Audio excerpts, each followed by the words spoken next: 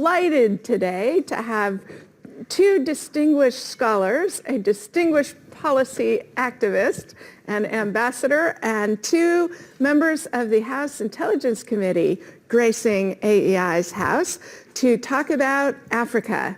So, Katie Zimmerman is a senior fellow here at the American Enterprise Institute, educated at Yale and King's College, is an expert on counterterrorism and the Sahel. Ambassador Peter Pham has been the special envoy to the Sahel, special envoy to the Great Lakes region of Africa, educated at the University of Chicago and Gregorian University.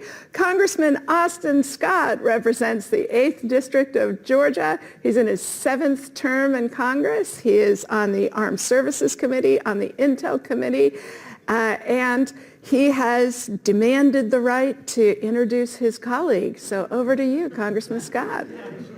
Right now, but it'll all be good because it's on video. Jimmy and I have been good friends since he got to Congress, serve on the same committees, have a lot of the same issues that are important to our districts and the people we represent, whether it be national security or agriculture. And so Jimmy and I have, over the last several years, traveled to Africa almost on an annual basis, probably 15 countries or so. This last year we were in Ghana, Senegal, Togo, and Morocco. And one of the things I'll tell you, he's just he's a great person. He's extremely intelligent. And the thing that I do think you need to know as Americans is that when we're overseas, if we have a difference of agreement on something, we will never let the people see that inside our discussions. It's always important that they see a united America. And so my great friend Jimmy Panetta and I, we enjoy our trips to Africa on behalf of the United States. So before letting you actually say anything, Congressman Panetta, let me lob a big softball question and ask you and Congressman Scott what the most important things you learned on this most recent trip. Well, first of all, Corey, thank you for this opportunity, and thanks to AEI, as always, for holding these very informative sessions amongst a time where it could be real easy to kind of overlook the Sahel and Africa, considering everything that's going on in the world, especially where the topics that we're seeing up on Capitol Hill or Taiwan or Ukraine or the Gaza Strip. That's why I think it's great that there's so many people here, and it's wonderful that AEI is putting this on, so thank you very much. Look, Austin and our travel to the Sahel region has been obviously eye-opening for a number of reasons. The fact that we've been literally kind of span the Sahel, going from Senegal, literally every country, Mali, Niger, Chad, Sudan, we've kind of hit them all, and then a couple others surrounding that, as you heard, has just kind of kept it on our forefront and reminding us how important it is. Look, Austin and I come from very different districts. He comes from the southern part of Georgia. I come from the central coast of California.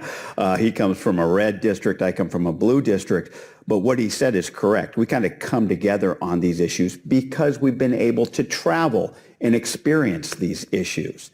Now, obviously, we've seen a number of developments in the Sahel recently, ones that I believe that we should be very concerned with. So, Corey, to your question, I think the fact is that you realize what happens in Africa will not stay in Africa.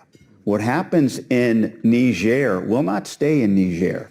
And I think that is the message that we need to be sending, and we need to be very aware of, that not only is the threat of the violence going to extend to the potential to the littoral states that we were just at and what they're worried about, there clearly is a growing threat of the BEOs moving from the Middle East into Africa and using that as the fertile ground upon which they could launch another attack against the West. Katie Zimmerman, is that what you see in your work on this? It is. It's certainly an understudied area and a place where U.S. policy has been essentially on automatic for the past decade and a half, and Peter can of course speak to the tweaks in policy that we've made. But when we're looking at the challenges, the terrain is austere, the logistics are hard. There are social issues that most Americans can't even wrap their heads around. And the governments really have only governed areas within the capital and the immediate environs of the capital for decades, if not centuries, right? This is a place where governments have never been able to extend their full power to the borders, and it's in the peripheries, those border regions where these groups are thriving, they're exploiting conflict, generating conflict, and the ability of the local governments and the international community to respond is incredibly limited. And when we have, it's been on the security front, which hasn't actually addressed the underlying issues. So I know it's a big element in your work, Katie, that our counterterrorism policy is over-militarized. We don't think enough about the governance pieces of it. Congressman Scott, did you get any of that kind of feedback in your conversations? Absolutely. I mean, if you look at the number of coups that are occurring right now, I mean, one happened when Jimmy and I were over there just south of where we were. We were going to Burkina Faso a year ago, and one happened in Burkina Faso. We were going to Niger this year, actually, and one happened in Niger. Obviously, we have a tremendous presence in that country. It's disappointing to me that we missed any of the signs that there could have been, and so from the intelligence standpoint, we have to kind of backtrack from where we are and say, all right, what did we miss, and where should we have picked up that there was potential for this? And sometimes we still can't find it. It's like it just came up overnight, and Ambassador Pham, what did we miss in the run-up to the coups? What should we have seen? Where, as somebody so attentive over a long period of time on these policies, what are we not looking for that we should be? Well, I think, and thank you again, Corey, for having me, and for AEI for putting this on, and really salute the work that Katie's done over the years. It's been wonderful to see how she's developed program, keeping track of these on a week-to-week basis. What we've missed along the way, perhaps broadly speaking, has been the pieces that the two congressmen mentioned, the governance piece. I repeatedly argued when I was Special Envoy for the Sahel that the counterterrorism program, the security means, opened a space geographically and politically, but it had to be filled with something. And without that governance piece, nothing was going to work. We needed that piece. And so in Niger, for example, the latest coup in the region, the security assistance has worked. Before the coup, the level of violence Niger has had was at the lowest level since 2018. There were areas where Tonga, where unfortunately in 2018 we lost several special operations forces to an ambush. That area was being resettled by people who had been displaced. But what was happening while that was going on was there were other parts of the military in Niger who were being left behind by the new, more nimble forces. The old elites were no longer the elites. When our European friends were cracking down on migration, that destroyed local economies. So there were all sorts of things that on the governance piece, and that's ultimately the key, is governance. Without state legitimacy, I use that term frequently, and I'm glad to see it's picked up some steam. Without state legitimacy, governments that provide basic goods and services to people, nothing's going to work. Second point, very quickly, that we're missing is we also have to keep in mind that some of these coups are succeeding, not because people want military juntas, but because they've latched on to resentment, primarily against the French. And in Niger is a perfect example where the French forces have now been withdrawn, the French ambassador was expelled, but I've been in regular contact with our new U.S. ambassador. First, we didn't have an ambassador there for almost 2 years. Then when we finally got wonderful diplomat, Kathleen Fitzgibbon, experienced Africa hand, and State Department got her there, they have not had one picket in front of the U.S. Embassy there. There's been no push to get us out. So I think we need to differentiate. But if I may, Corey, Mr. Ambassador, I mean, in Niger, it seemed, and this goes to your question, there are a number of, why we missed it is because it's not just one thing. There are a number of things, from governing, from security, from the lack of prosperity especially. And then when you talk about governing, what type of government are you talking about, and the corruption of that government and how you fix that is a big can of worms to unpack. But I believe that the reason for the coup, based on what I've saw and who we've talked to, was not necessarily the French. It was some personal vendettas within the Nigerian government, unfortunately, and they're using the French as a scapegoat subsequent to the coup. Correct me if I'm wrong. No, you're absolutely right, and that's why they've exploited those.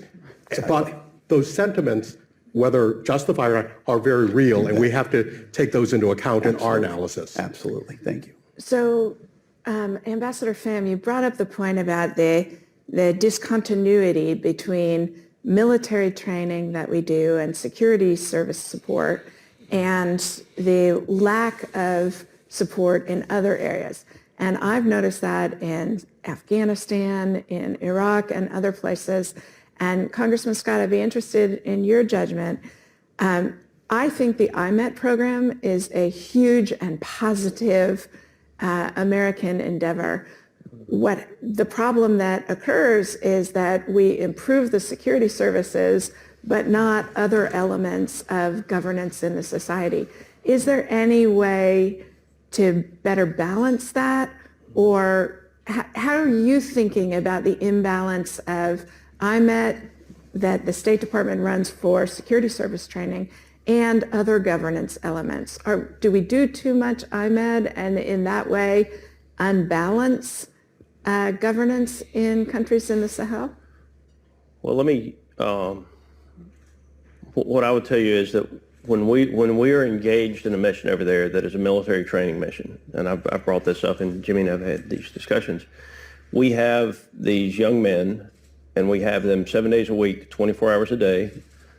Many of them have a 3rd to a 4th grade education, and so we're going to have them for 6 months to 24 months. And all we're teaching them is how to fight. And whether it is a USAID mission or at the time I was saying it was probably would be some type of French aid mission instead of USAID mission, to me the educational aspect of the training is just as important as the training, because otherwise you're just teaching somebody how to fight instead of how to go out there and earn a living for their families. And so I think we have to look at it from the human element of we want people who can provide the security, but we also want those people to be able to provide a job outside of the security element. And that's the thing I think we've missed over the course of time. I do want to just follow up on what the ambassador said. Don't underestimate the impact of the French being kicked out of the countries. If the Tonga mission, if it had not been for a French pilot that flew unarmed, we would have probably lost all of our people on that mission. Jimmy and I, along with Richard Hudson and Anthony Brown, delivered a dagger from the unit of those soldiers to that pilot as a thank you to him. And so I think that I think we have to make sure that we're taking care of all aspects of the person that we're bringing into our program. That's an excellent point. Katie Zimmerman, what would you like to see U.S. government policy encompass to better balance the security service building, which is essential and we need to do, with other things that may help expand governance in countries on the African continent? The top line asks, I think, are asks that are made across states that are fragile, which is going to be funding foreign assistance beyond our security assistance. And in Africa, it's dominated by public health, which is obviously a major good the United States provides to African people in general and the world, right? It's designed to prevent pandemics. But it means that the assistance that's going to some of these critical countries is fairly fixed. There's not an ability to shift it around and respond to events on the ground, to respond to the dynamic needs of the societies. And when you look at the percentages of the small amount of foreign assistance that's going to countries that are crucial, like Niger, before the coup, for example, it was maybe a quarter of the total that our civilian personnel could play with in terms of focusing on rule of law, on criminal prosecutions, on explaining how to track evidence so that you don't just round up the usual suspects and throw them into detention centers for 6 months and then their family joins the insurgency. Those are elements that I think we need to be fixing. It starts here in Washington, funding the State Department, but also I think fixing some of the elements within the State Department in order to make those funds effective. And it's really this catch-22 chicken and egg problem set where we need to be more effective with our foreign assistance. We need to ensure that the money isn't just being spent here in headquarters. There's the infamous pilot program in Burkina Faso that was $13 million spent in Washington, D.C., and never actually saw the light of day in the intended country. But that's something that I think we need to be looking at. Broadly, though, it's out-competing some of these groups. As Peter said, most of the people on the ground, they don't want to have Al-Qaeda or the Islamic State or other violent actors dominating their communities. They just they see no choice to ensure their futures. And that's something that the United States should recognize, that we can open the aperture for what prosperity means for different communities with just a little bit of an ability to outcompete these groups that actually offer very little to communities. Mm-hmm.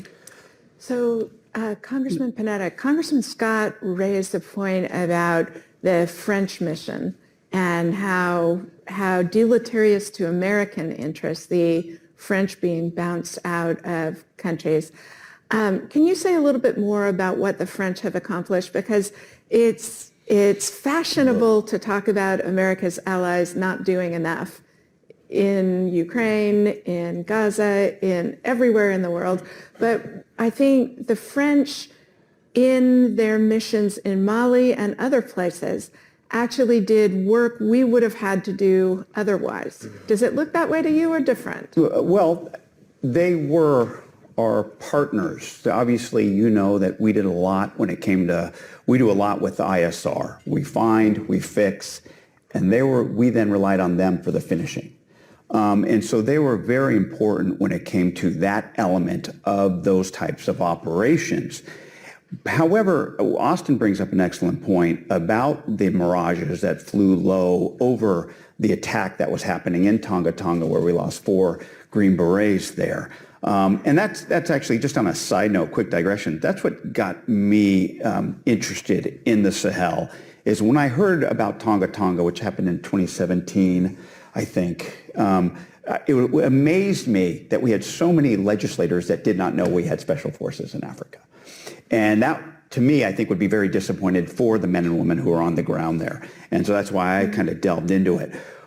But the question that I continue to ask our generals in AFRICOM and so forth is, what do we do when something like that happens now? Their answer, consistently, we rely on other forces for QRFs, for that type of assistance. Mm-hmm. And now with the French being removed, this is an issue. This is exactly to Austin's point. This is an issue. So sure, we can provide all the ISR we want, but then how are we going to make that actionable? What are we going to do now? Because clearly, our 127 ECHO programs only go so far. The 333 programs only go so far. You had the French there that actually were able to carry out that finishing. Those are the types of authorities that they had. We don't have it right now. So that's the question that we need to start to ask our military is, we can provide all the ISR we want. Who's going to actually do something with that intelligence? And can I? Go ahead. And if you want to talk about Mali. Go. I mean, Talk French about whatever you ISR like. picked up a mass killing carried out by Wagner. And Wagner then used social media to convince the people of Mali that the French did it, when the truth is that Wagner had done it. And the end result of that was the French got pushed out of the country. Mm-hmm. And so, I mean, Wagner, and more Wagner than China, but both of those, and it's Russia now, obviously, but they've used the internet very effectively, with a lot of lies and sometimes using history to get the French pushed out. And it's going to be, I think it's going to be detrimental for the continent. And I think when you talk about France, Corey, there's so much more that's related that we as Americans don't have to deal with.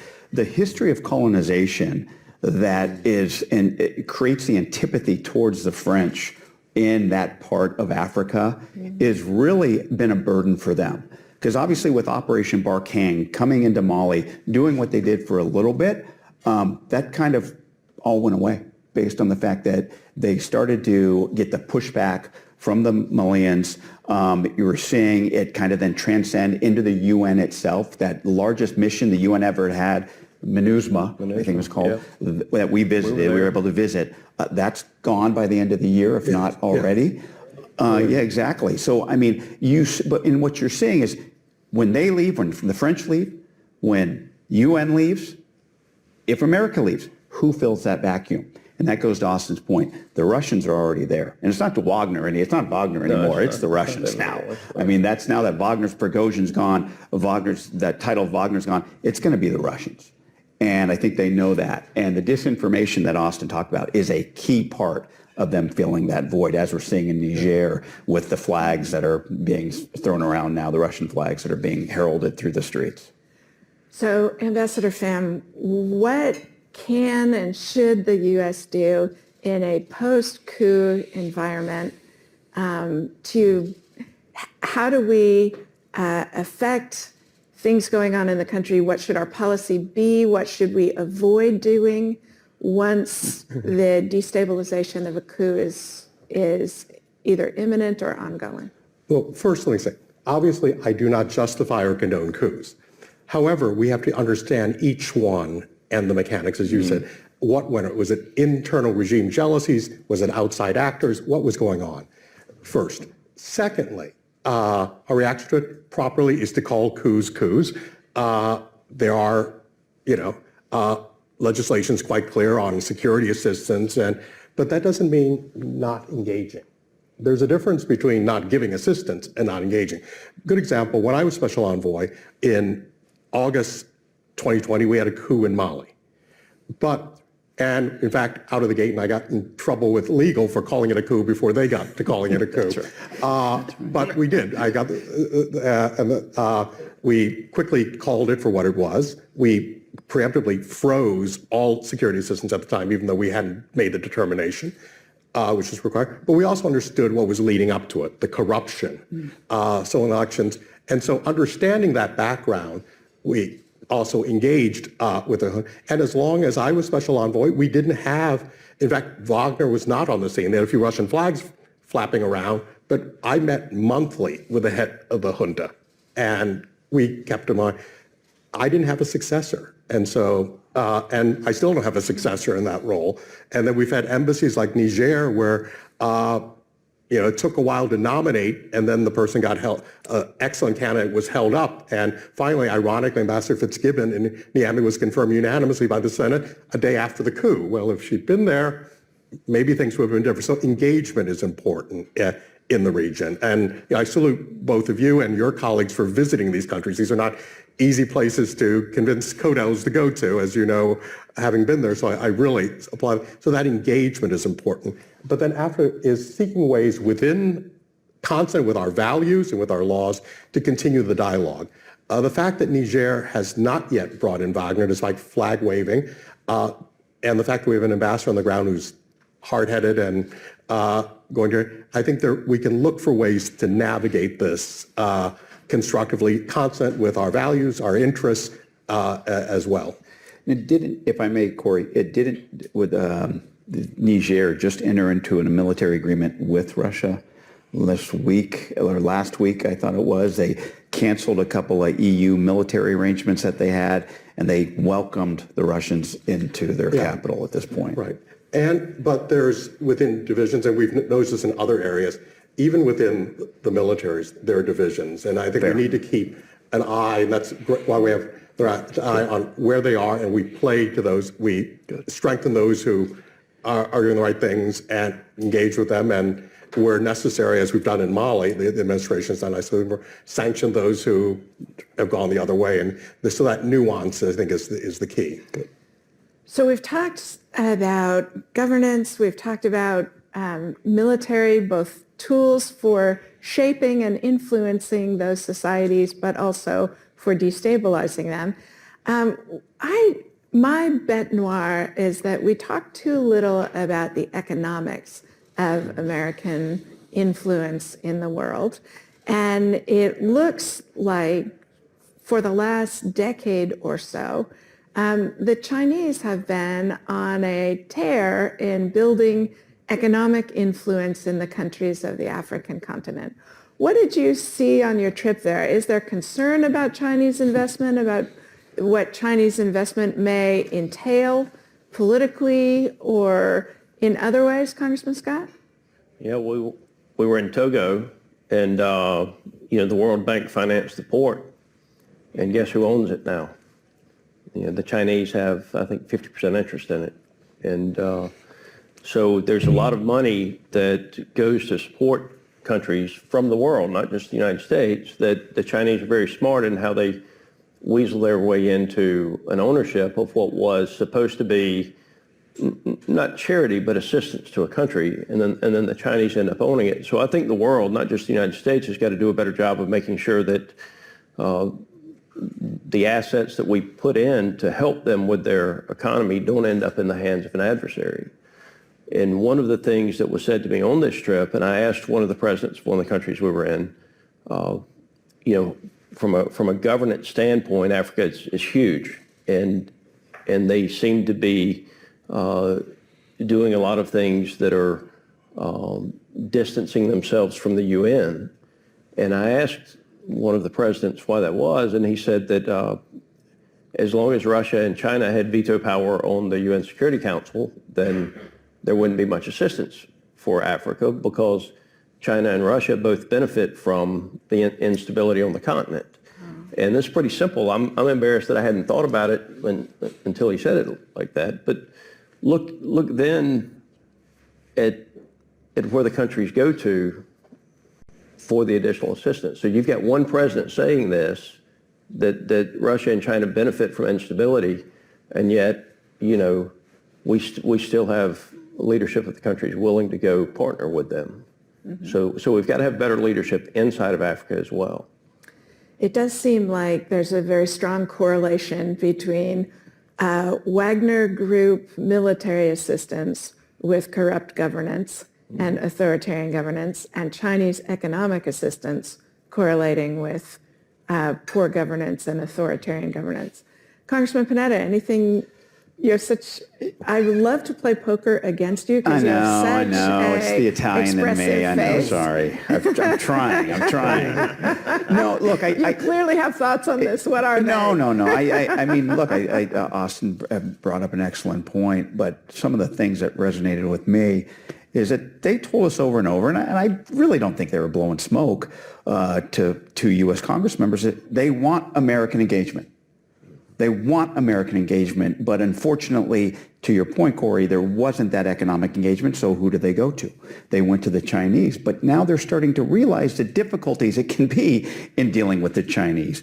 One, as Austin said, the debt financing mechanism of, offering to do it themselves and giving them the financing and then them not being able to pay it back, so then China owns it. But two, I'll never forget this. I think we were writing, it was in either Mali or Niger, and we were talking with a government official, and he says, "Look, I know we go to China for some of our infrastructure products, but those products absolutely suck. They don't last. The quality of their work is horrible. We know American products last longer and their quality is good. That's one of the main reasons why we want U.S. infrastructure to be built here, because we know they care not just about themselves, like China. They care about us because you're doing long-lasting infrastructure. Therefore, that shows you care about our country," which I thought was really interesting. And it kind of says a lot about us and how we do things, but how the impression that it has on people when we do things right. Mm-hmm. Ambassador Friend. And just to add to that, I think it's not just the quality of American products and infrastructure, it's the ecosystem that we bring with it in American business. Right, exactly. And the values. But we can't compete if we're not there. And that's the challenge. Very often, awards are made to Chinese firms because American companies aren't there.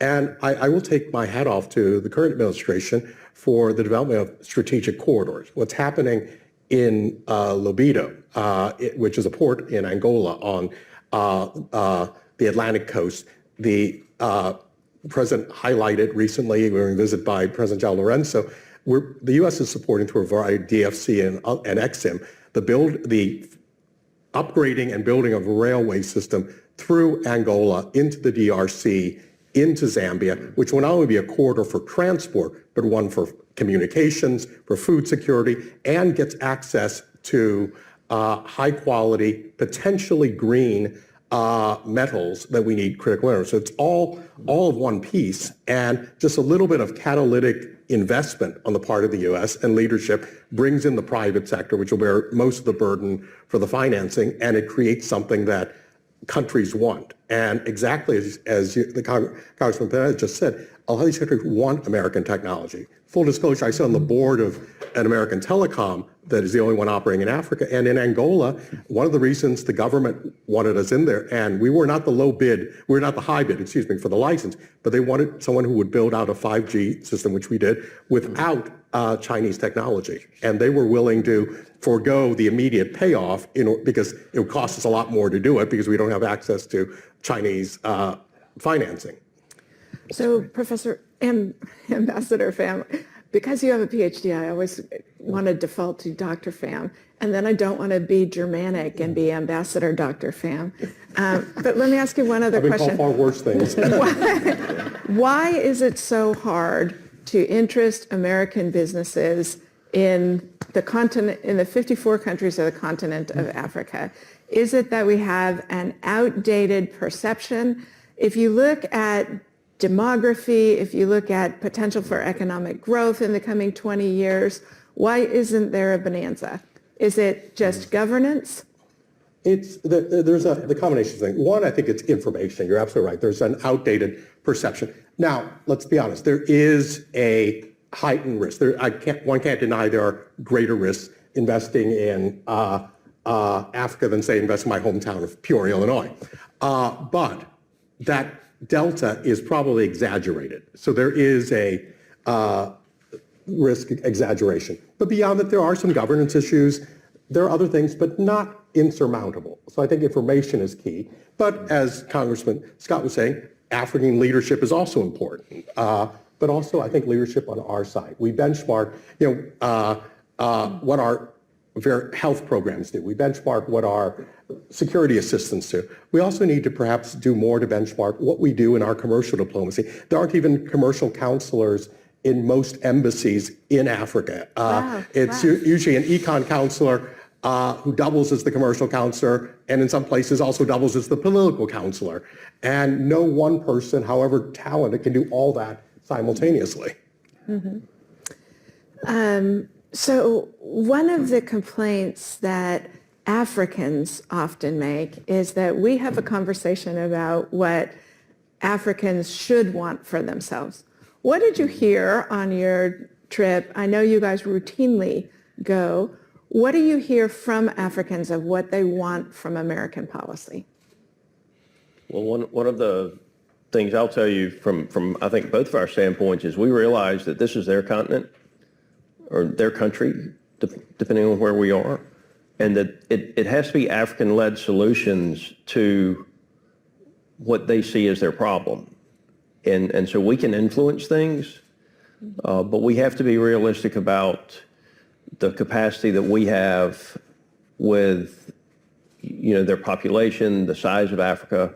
And I think one of the things that we have to do is seek out the leadership in that country that shares both our interests and our values. And those are the ones where you would invest more and probably have more U.S. industry going in and willing to create an economy that helps everybody, not just the leadership of the country. But I think we have to accept our capacity and that if you don't have leadership in the country that's willing to work with you and shares both your interests and your values, then you're probably very limited on what you can do. Congressman Pineda, what do you hear from Africans that you're talking to in your travels about where their priorities lie for when they do meet the standards of governance and leadership and have the alignment? What do you hear from them about priorities they would like to see in American policy? Yeah, I mean, it's definitely, if they meet the standards, then That's a big question at first. Yeah. If they meet those standards, they definitely, obviously, by meeting those standards, I think security is a given. Therefore, they want the economic benefits of the relationship of having that with the United States of America. But Austin's spot on when we had a very interesting meeting with some in Ghana with the parliament there. Yeah, he's smiling. They had a lot to say about the United States and how they felt, not positively, to be honest with you, about the United States in sort of in similar to aspects of how people feel about France. Is kind of was their angle in basically kind of letting us know where we stand with them, which I thought was a pretty unfortunate meeting. That being said, they were sure enough to basically end that meeting with an ask of us to be there for them, even though African issues, they want African solutions. They want America to be a part of that solution. Mm-hmm. Katie, let me ask you about China on the continent of Africa. Where do you see them active? Where do you have concerns about their activity, either in governance or in debt trap financing?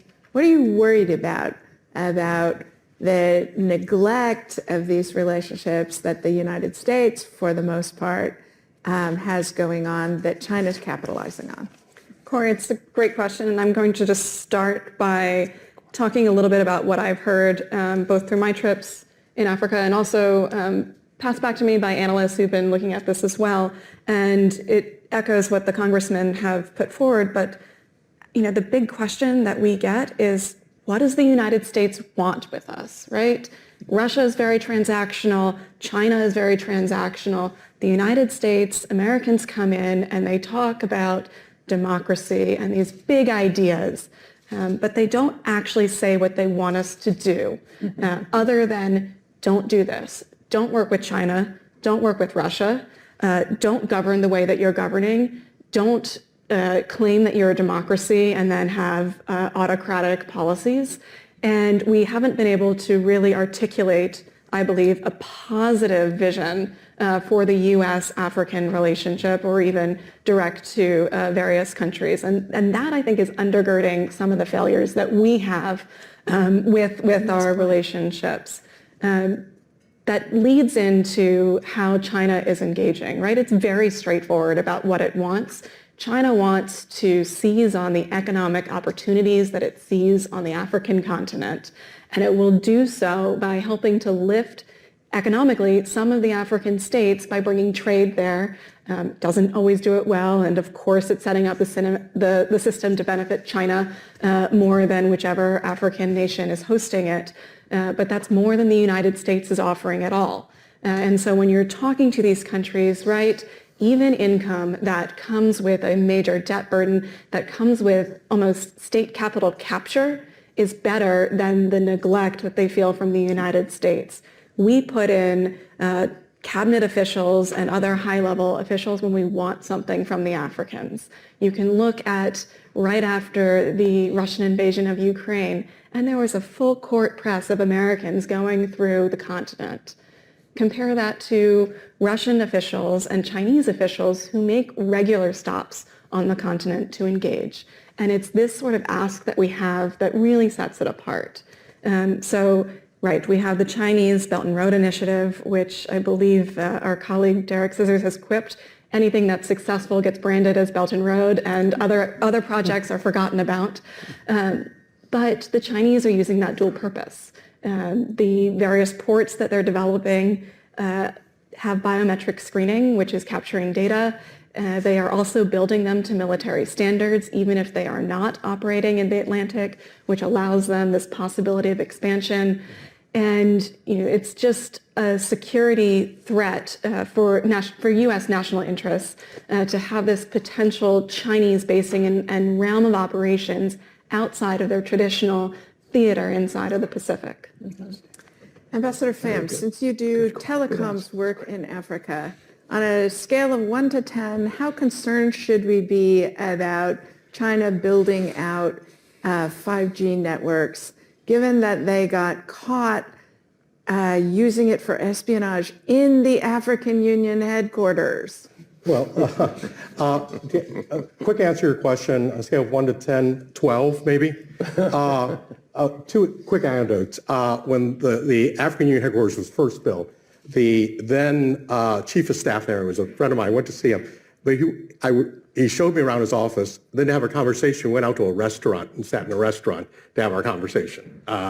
He knew what he knew what was going on. They've got the free building. That's what he wanted out of it, but he was going to have his meeting outside. Point one. Point two, when I was special envoy, on one occasion I was sent to a country to talk to its leadership about not allowing a Chinese military naval base. When I arrived, my control officer, and I'm identifying the country to avoid embarrassing anyone, the control officer hands me I couldn't stay at the ambassador's residence because the ambassador's residence was being renovated, and the ambassador was living in a small apartment, and so I went to a hotel. Gave me a personal Wi-Fi device so I could stay hooked up. Hands me the thing, and it's Huawei. I guess I won't be using this to do anything other than summoning the driver. Right. But to be fair, that was the only option in that country, Right. and so we should be. So with the exception of, again, I'm not making, but the exception of where there are secure technologies. And almost everywhere, it's not just Africans, it's our own diplomatic missions, our own military deployments, which then have to piggyback on systems for basic communications that are actually vulnerable. So I think we should be very, very concerned about it, and perhaps ask how it is that they're penetrating. And it's not just the existing infrastructure, it's setting the norms for the next technology. Right. So one more question, Congressman. The most important indicator for a child's mortality rate, survival rate, and health is the educational level of mothers. Traditionally, this has been a concern in many developing countries, not just in Africa, everywhere. How do you see the role of women changing how do you see that driving change, or do you, in your conversations and in your travels, in particular in the Sahel? I mean, when it comes to the military, not so much.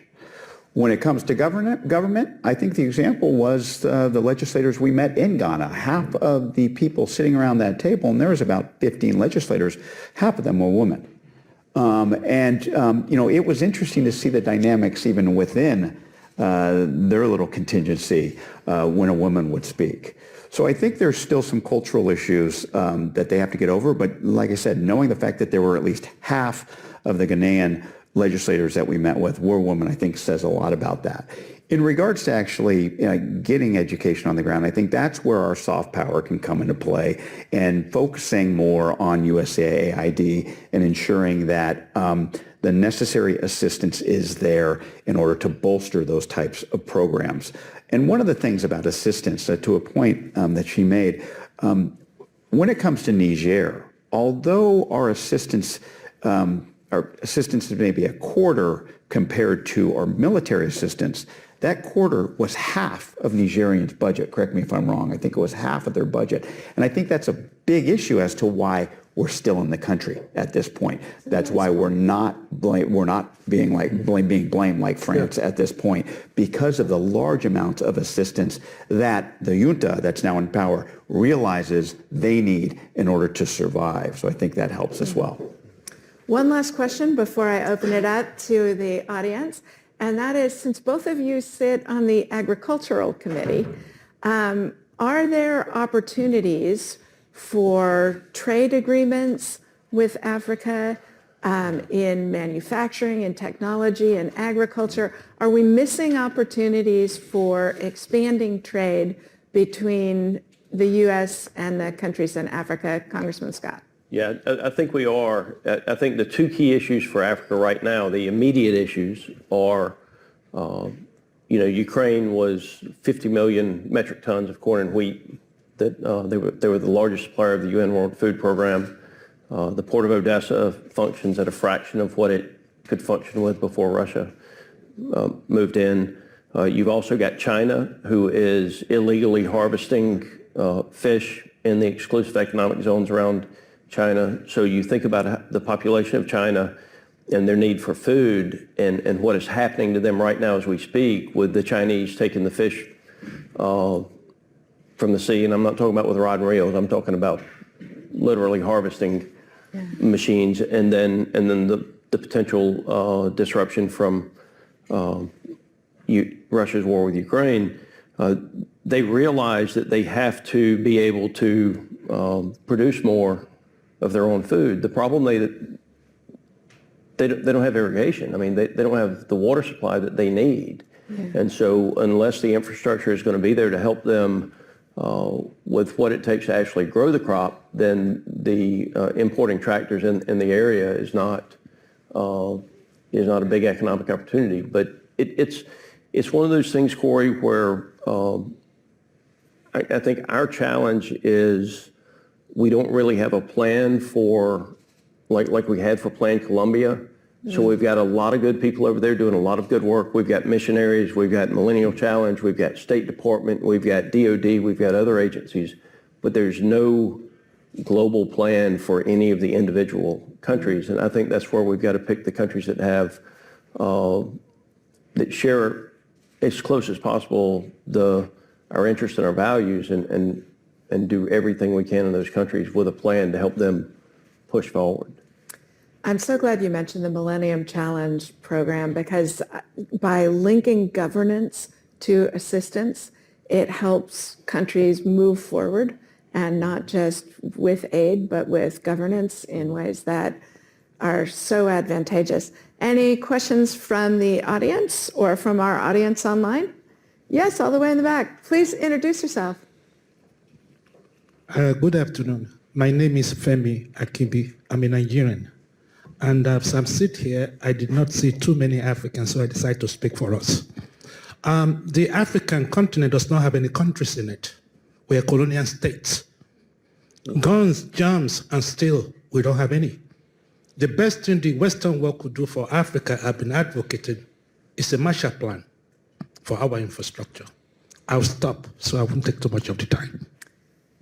Peter Pham, how about you respond to that? Well, I think that a Marshall Plan presupposes a plan, and that includes identifying objectives, interests, values, and I think we are seeing elements of that. I call out and salute the Strategic Corridors initiative that is being driven by the Biden administration with the G7 to build strategic corridors that answer African needs, not only for energy, but also to do value added. That's one area where we actually have a very interesting mix with Africa. They have critical minerals we desperately need for our energy transition, for future technology. Cobalt. 2/3 of the world's cobalt is produced in one country, the Democratic Republic of the Congo, yet none of it is processed there. Now, we've got all sorts of complications of doing processing here at home, but a lot of it, at least initial processing, could be done with energy, done cleanly in Africa, and allowing Africans to capture the value added instead of shipping it. To me, the idea of doing something green by shipping ore 1,000 miles to Durban on a diesel truck and putting it on a boat and sending it to China is absurd as far as being green, and two, strategically puts us at a risk to our supply chains. So it's a win-win for the U.S. and for Africa to help Africa do value added. So I might add one nerdy point about the Marshall Plan, which is where the Marshall Plan was successful in Europe, it was reconstructing industry that had been destroyed in the war. So you already had the industrial capacity. You were rebuilding transportation and industrial plant. And that is, I think, different from building from scratch and more challenging, figuring out what are the natural transportation corridors in a geography this big. All the way in the back. Hi there, my name is Dami Punishoni. Thank you guys so much for talking. You guys made a really good point about African-led solutions. I guess one question is, what are American expectations now of the African Union but also ECOWAS. Is ECOWAS, what, 3 military juntas now? Is ECOWAS, is it where it needs to be? Is it, addressing proper solutions? Is it, did it falter in the response of, rapid military uprisings? What's the future for ECOWAS? How can America work with it to, really bolster up regional African problems and solve those issues? Thank you so much. I think we always want, like I said, African-led solutions, and that starts with these regional partnerships that we've seen. Unfortunately, there's a number of these partnerships, especially when it comes to security there in the Sahel, and I'm really not sure what they've led to be frank. They keep on popping up with new ones, and I think part of that is credibility, and I think part of that is, what you mentioned in regards to the Nigerian president threatening military intervention and making them having that timeline and then not doing anything about it, unfortunately. Look, I think it's obviously we know the benefits of regional partnerships, but unfortunately you actually got to do something and not just talk, and actually do something. And I haven't seen much action out of them, to be frank. Okay, Congressman Scott. I was just going to say, we had this discussion when we were over there. The issue I think with any of those other organizations is credibility. And if ECOWAS is going to threaten to go in with the military, they better be prepared to go in with the military before they threaten it, because as soon as someone calls your bluff, if you don't do it, that's the end of the organization. So they do seem to have, the one thing that seems to be uniform is no more than 2 4-year terms for the president. And that seems to be the thing that, ECOWAS wants all of the countries to hold to. Ambassador Pham, anything you'd like to add to that? No, I think actually, Congressman hit it on that. Credibility is the key. In diplomacy, you never make a threat or a promise unless you're able and willing to carry it out. And I think ECOWAS, unfortunately, this has been making lots of threats over the last few years, and its inability to carry it out, it really has costed a great deal. And it's going to take time to rebuild that credibility. Katie Zimmerman, you are no better a poker face than Congressman Panetta. What have you to add? I'm not a politician, though. So I think that, as we're looking at what we should do, and this actually goes partially to the gentleman's point earlier, with our engagements with the African Union, with ECOWAS, with IGAD in East Africa, is recognize that these international organizations, regional organizations, are coming together and are quite nascent. They need some of the support that the international community can give them, recognizing, right, the AU is still partially funded by the international community. It's one of the few unions that actually can't support itself. But ECOWAS was an economic union. This is something that I think was missed in the American press during the time of the Niger coup. ECOWAS is to bring together an economic community. And you think about the European Union. Does the European Union have the capability to field a military force tomorrow to hold true on a threat? And the answer is probably no, through the EU, through NATO channels, certainly. And I think that's one of the challenges. The other quick point to make about kind of the vision for Africa is the U.S. has launched the Global Fragility Act, which Congress passed. It has the 10-year stabilization plans for certain regions. That is supposed to be an attempt at a roadmap to try out a different way for the United States to be engaging longer term with our partners, with locally driven solutions. So it's not quite the Marshall Plan, but it is an effort to try to change how we are working with these communities. So we have more questions than we have time. We have only 3 more minutes, and I saw 2 hands that I'd like to take both together and let people make the last question on. First here and then there.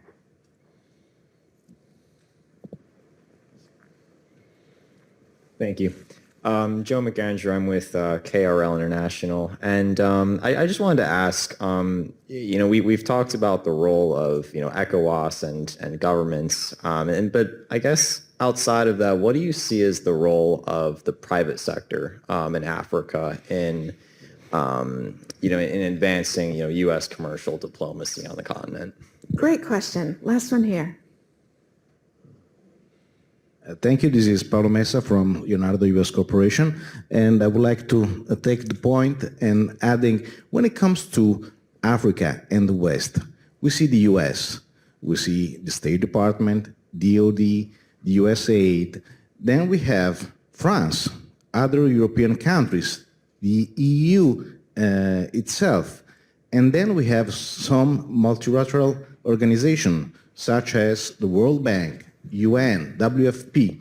But the idea is that we are so divided, so there is a lack, I think, of a common strategy. So now Italy will be the president of the next G7 summit. And so the idea of the country is to really highlight the importance of Africa. So what are your suggestions in order to have a more effective and united strategy?